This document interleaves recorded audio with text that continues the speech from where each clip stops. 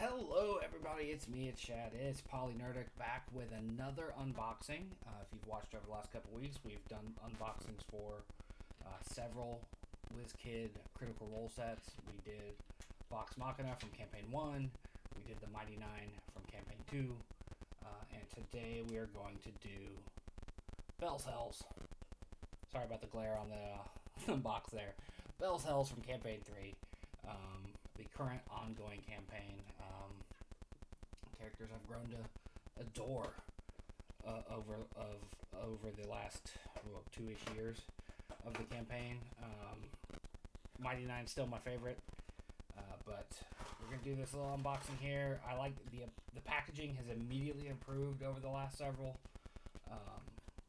If you watched the previous videos, you know that the struggle is real with some of these WizKid sets. I've had these for several weeks, and just because I don't have immediate need for them on the table, because our ongoing campaign has kind of paused, I was just cool to accumulate and let them sit under my desk and build up and build up and build up, so I could record these at my leisure. Got these good deal on these. So let's get into them here. They are better packaged than previous ones, but they still have a little bit of that plastic you got to manipulate. None of these appear to be bent. If you recall, if you saw the previous video, the Mighty Nine set, some of the smaller minis were bent. So I'm going to put our first mini up. It's Chetney Pokapee, Travis Williams character. Little tiny fella. A gnome, old as dirt, and blood hunter, rogue, delightful character. Honestly, my second favorite of Travis's characters. We talked about it in the Vox Machina video that I don't much care for Grog. Not that Grog isn't a delightful character in Campaign 1, I'm just not big into barbarians. In fact, I like Yasha more and more, but the barbarian in this current campaign is my favorite of the bunch, and we'll get to him shortly. Let's swap out Chetney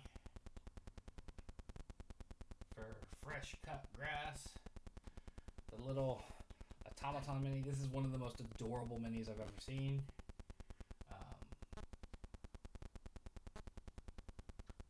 He's got his little backpack, his little venturing pack, with his saw blade attachment. Looks like his grapple hook attachment's on there too. Yes, it is. His little singular wheel. Very tiny fellow, very charming. Excited to add him to the collection, and then eventually find a way to include him in our home game. I'm going to do the next two together. I try not to discuss spoilers in these for people that haven't gone all the way through it yet, who aren't up to date, but there will be some slight ones. FCG, what was his designation? Something caregiver. Friendly caregiving something. Anyway, here we have the Satyr Druid Fern and her Fire Monkey Mister. Both fantastic sculpts, if I do say so myself. You get a little bit of fire there on Mister's tail. Sadly, they do not have his poo shooting gun. He does fling fiery poop. And then Fern herself being a satyr with fire powers as a fire druid. There's her sickle that you don't hear a whole lot about. Really beautifully carved staff. Nice details all the way around on this one. This mini right here, I can't talk, might be my favorite of the bunch so far. She's certainly close to my favorite character in Bell's Hells. Up next, another little tiny guy.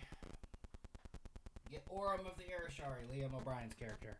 I don't know if I said it before, but I know I said that Chetney is Travis, Sam Riegel is FCG, Ashley Johnson is Fern. We have Orem, Liam O'Brien's character. He's a halfling fighter. He's got a sword. Another really good mini. I struggle with painting halfling minis. I've got a couple of them. They're so small. They're so hard to paint. I mean, for size comparison, who do we want to throw up here? All right, here's just a regular turtle. In comparison, like the halfling minis are super difficult to paint, in my opinion. Granted, I'm not the most skilled painter, but Orem, fine character, grown to love him more and more over time. Orem, Fern, and this next one, if I can get it out without breaking it and without making a bunch of noise.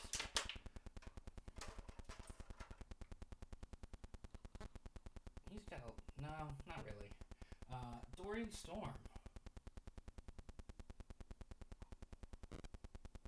Nice. Arashari Bard. He's got a beautiful lute on his back. Got really cool armor details that I would never, ever, ever be able to paint in if I was painting him. Robbie Damon, guest on this campaign at the very beginning. Him, Fern, and Orem all came from Exandria Unlimited, which was DM'd by Abria Iyengar, and they started this campaign together as part of what became Bell's Hells. I keep hoping that we'll see some of the Crown Keepers, that group, come over. Amy, who was Opal in EXU, was on this campaign very briefly. But I'd like to see her come back as Opal. So we got Dorian. I should have pulled this one earlier. Small spoilers, just so you know. Chetney is also a werewolf. And here he is in werewolf form. He's got all banged up, some scratches, scars, his torn pants. Obviously, a lot of us didn't realize early in the campaign that Chetney was growing in size when he turned into a werewolf through his very graphic descriptions of turning into a wolf. But yeah, he has been. And there we have an example of his mini as himself versus his mini in werewolf form. Again, just absolutely beautiful sculpt, coloration, painted far better than I could ever do. And I do fairly well with like the beholder size minis, and larger. Even I would not paint one of the adult dragons. Like, I did not paint that guy right there. I got the pre-painted one because, oh boy, I can't trust myself with the details. The fine details escape me. I mentioned earlier the Barbarian on the team this time out being my favorite Barbarian of the three campaigns. We got Ashton Greymore, Taliesin Jaffe. Great details on his character. I'm going to try to pull him in a little bit there. You got the glass bit on the side of his head. We've got the Just Don't on his jacket. You can see the gold in his arm from where he was pieced back together. You see the gold cracks. Just a great, well put together mini. His hammer, the details on his hammer with the glass head. Fantastic mini.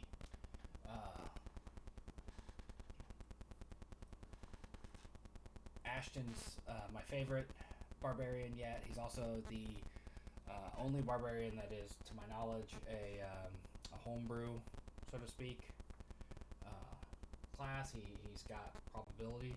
Every time he rages, he rolls a d4, and he gets a different type of rage out of it, within the 4, obviously. I hope I haven't seen it officially drop, but I hope they put it out soon, because I want to know more about that type of Barbarian. But Ashton's fantastic. Taliesin's fantastic. If you are watching this the week I recorded this, something huge happened in the most recent show, and resulted in a lot of uproar online from the fan base about the recklessness of it. I thought it was fantastic. I was on the edge of my seat the entire time. All right, here we have one that I do need to fix. It did get a little lean on it in the packaging, but I might have actually just corrected it. For those of you that don't know, these minis are kind of bendy, but if you dip them in really, really hot water and then push them back to where they need to be and then submerge them in cold water, it usually holds 90 some odd percent of the time. Laudna, Marisha Reyes, Reborn, Warlock Sorcerer, with her cool little details, like the smoke coming up off the platform, tied in many ways to Campaign 1, if you know, you know.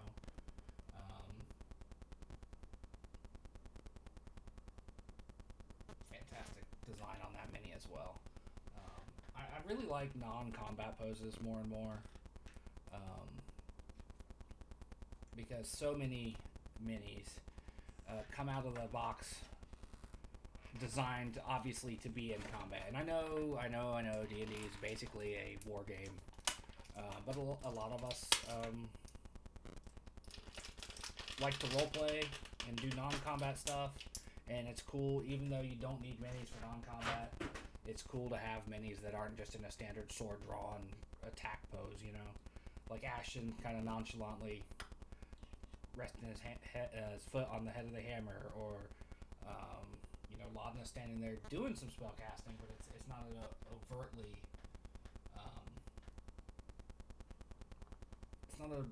overtly combat pose. This is a combat pose though. That's obviously someone casting magic. That's Imogen. That's Laura Bailey's character. Admittedly, because I like the way they stylized her. Everything from the shorts on the exposed left thigh with the knife garter to the purple hair to the accent. Love this character from jump, but as time has progressed, I don't want to say she's fallen down the charts, but other people have certainly stepped up. I enjoyed Fern from EXU, but I've really grown to love Fred on this campaign, because if you're a fan of Critical Role, you know that for the first 2 seasons, Ashley was constantly being called away, constantly not being able to be at the table because she was on blind spot. So this is the first campaign where we've really got to have her sit and be consistently at the table and just kind of be chaos. She is chaos incarnate in this campaign, and it is fantastic. That's Ashley. This is Laura. Again, no spoilers, but there's been some real solid character development with her. She's kind of got like a main character energy, as they say. That she was recently compared to Jean Grey. What they say in the last episode of Four-Sided Dive, they said that the whole team is like a bunch of NPCs from other people's stories stepped up to be heroes, and Jean Grey. And this would be the Jean Grey character. The sculpt is fantastic, though. Really captures the character. Can't really see the lightning bolts on her arms so much. They're there. They're present. You can see the red there. But the lightning pattern isn't as visible. But these minis are small. Like, even the big ones are kind of small. Like, if you've never, I assume if you're watching this to this point, you know what tabletop minis size are. But here is standard charge brick. That's how small they are. So like when I was talking about difficulty painting the gnomes and the whatnots, there's your reasoning why I said that's difficult. Anyway, that's it for this unboxing of WizKids Critical Role Bell's Hells Campaign 3, the entire team. I hope at some point we get the guests. I would like to have a Denise mini. I would like to have the characters that were recently on as guest characters for several episodes. Almost 2 months, it felt like. I think they got 4 episodes apiece. I'd have to go back and look. But anyway, that was the core team plus Dorian. Obviously, when these were put together, it was in the time when Dorian was still with the team. I wish he had stuck around longer. I wish he comes back. Robbie's amazing. For someone who's fairly new to the hobby, he's an amazing role player. Again, he's an actor. Of course he is. But that's it for this. I'm rambling. Down below you'll find our card link, which has all of our social media links. And I'll see you whenever the next one goes live or whenever I post some more video game stuff. Until then, thanks for watching. Thanks for supporting what we do here.